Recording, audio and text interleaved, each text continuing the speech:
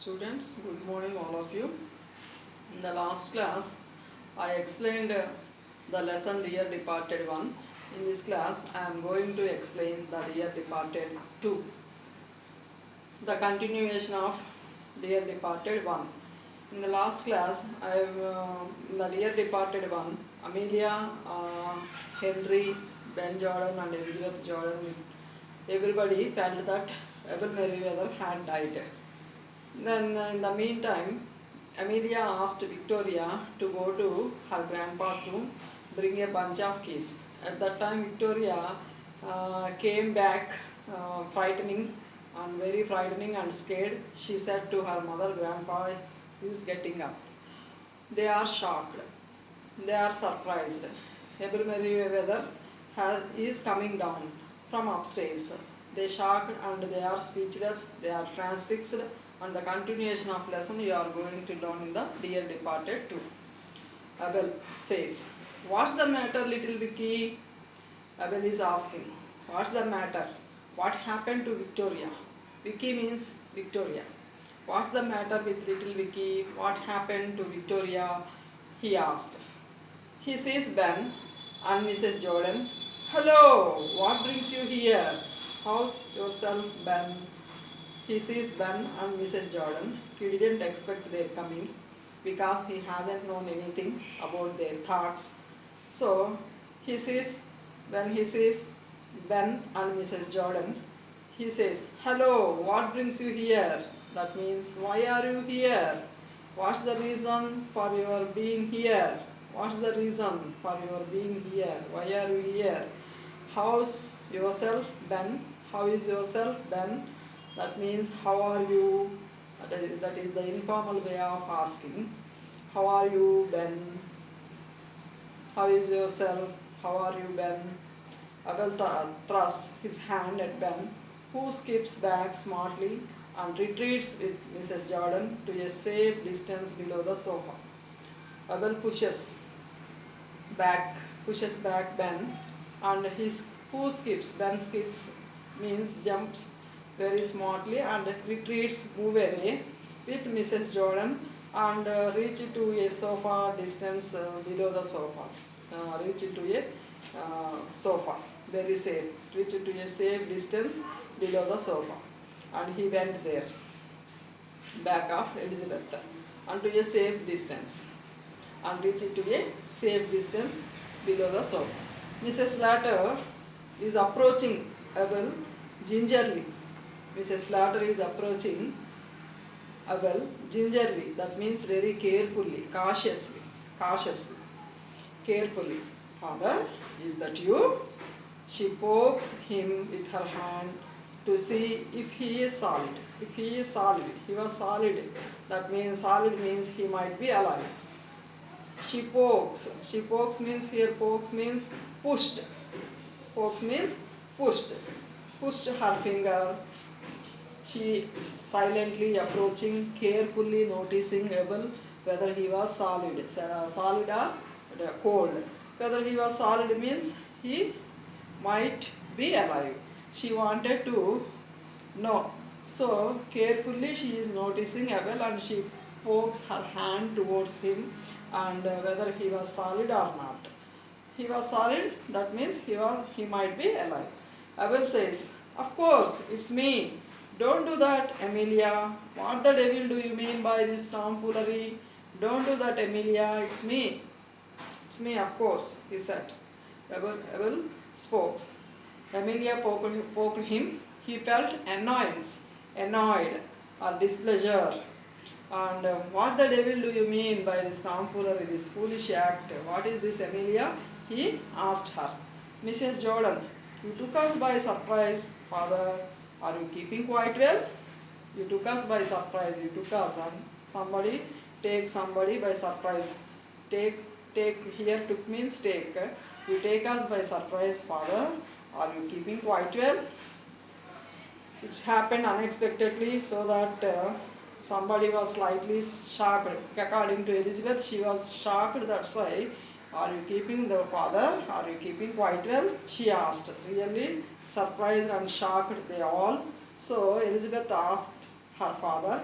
Are you keeping quite well, father? Are you all right? She asked. Abel, trying to catch the words. Yeah, what? That is, Abel could not hear it. Here, yeah, that means Abel could not hear what she asked, what Elizabeth says. That's why, what? He wanted to hear the same words again. Then Mrs. Jordan again says, are you quite well, father? Asked. Mrs. Jordan asked if he was well or alright. If he was well, if he was alright, she wanted to know. Abel used to express distress or regret. I am right enough, but for a bit of a headache. That means Abel used to express this word to distress or regret. Used to express distress or regret. Which word? I am all right enough, but except here, but means except for a bit of headache. I felt a little bit of headache. Except that I am all right, he said. Looking at Amelia, what the dickens did I do with my new slippers?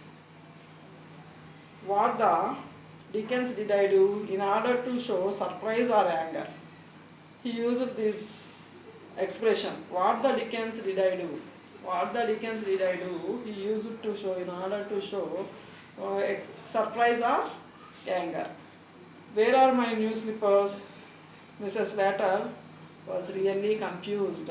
Mrs. Slater says, confused? Aren't they by hearth? Aren't they by the hearth? Father, hearth means here fireplace inside of the room.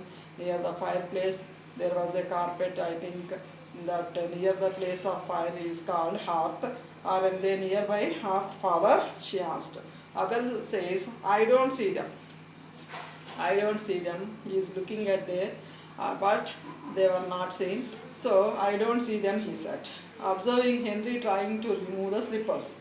So, immediately he observed Henry was trying to remove the slippers from his feet. He noticed Henry was removing the slippers.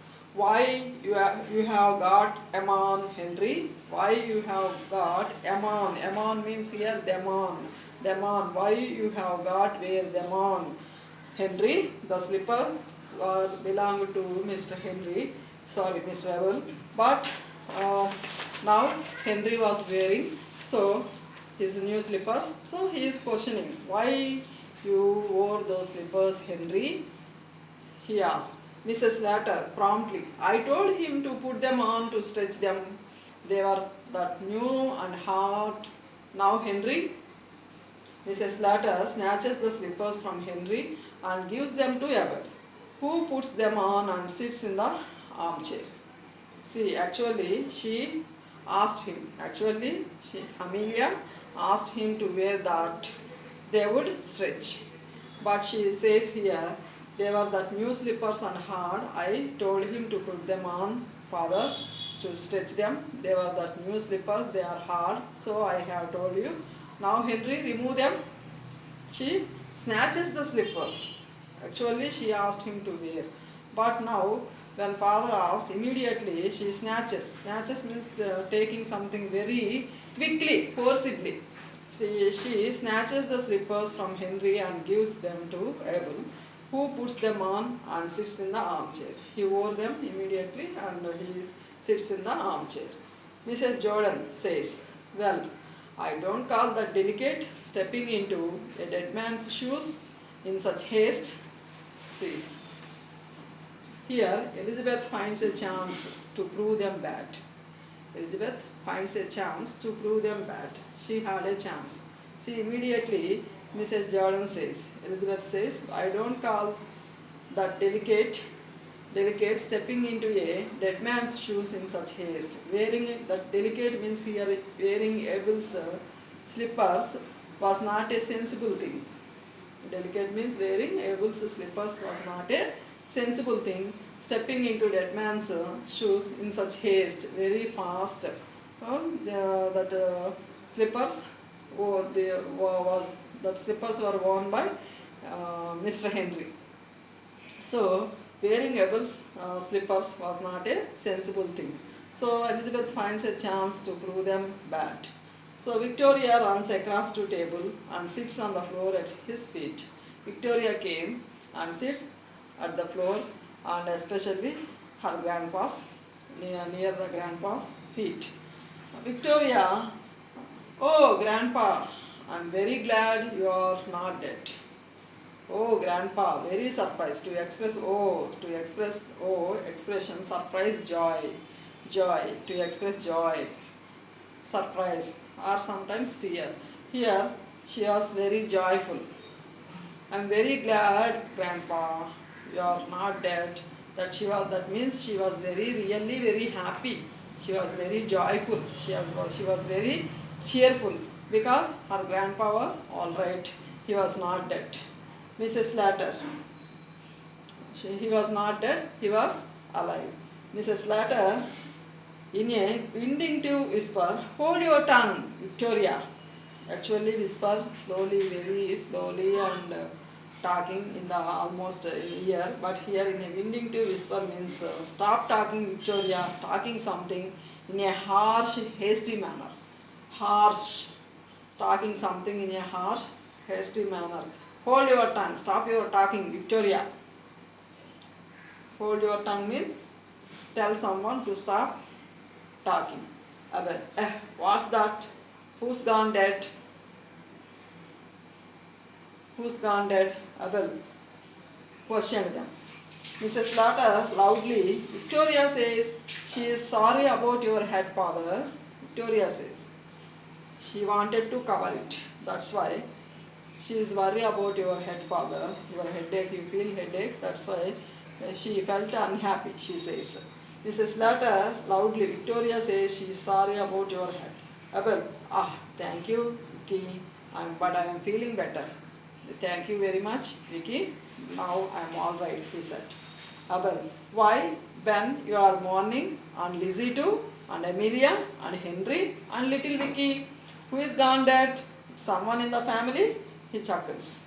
Mrs. Slater, no one you know, father, a relation of Ben's.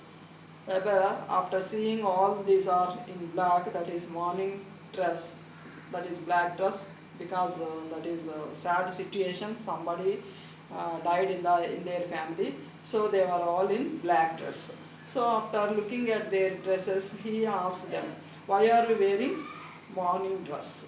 So, who is gone dead? He questioned. Then she says, Mrs. Slater says, a relation of Ben's father. She says, Abel, and what relation of Ben's? Mrs. Slater, his brother Ben. To Mrs. Slater, damn it, I never had one. He shows, damn it, he shows his displeasure or annoyance because he never had one. He never had one means he never had a brother. That refers to brother. One means here, one refers to brother. He never had brother. So, Abel, dear, and what was his name? Ben, dear, and it's worry. It's worry. So, dear means expresses it's worry. And what is his name, Ben? He questioned. Ben was speechless at a loss, hesitation. He crosses to front of the table. He moves to the front of the table and right of the table, left of the table, Mrs. Slater, right side of the table. Frederick, father, Mrs. Jordan says. Albert, father, Ben says. Here, Fred, Isaac. Abel says, Isaac? And where did your brother Isaac die? Ben, in Australia. He wanted to go deeply, so he asked many questions. Where does his brother Isaac live? Abel rising, well, I suppose you have only been waiting for me to begin tea. I am feeling hungry. He said immediately, you all been waiting for me to have tea. I feel hungry. Let's all jolly sit and have tea. He called them, invited them. Mrs. Slater also taking up the kettle, I'll make tea. Luckily, he stopped asking questions. They felt very happy. Abel, come along now, sit you down and let's be jolly. Abel sits at the head of the table facing spectators. Students, up to this part of the lesson you read, and next part I continue in the next class. Dearly Parted 2, part 1 is completed. In the next class, I continue the lesson.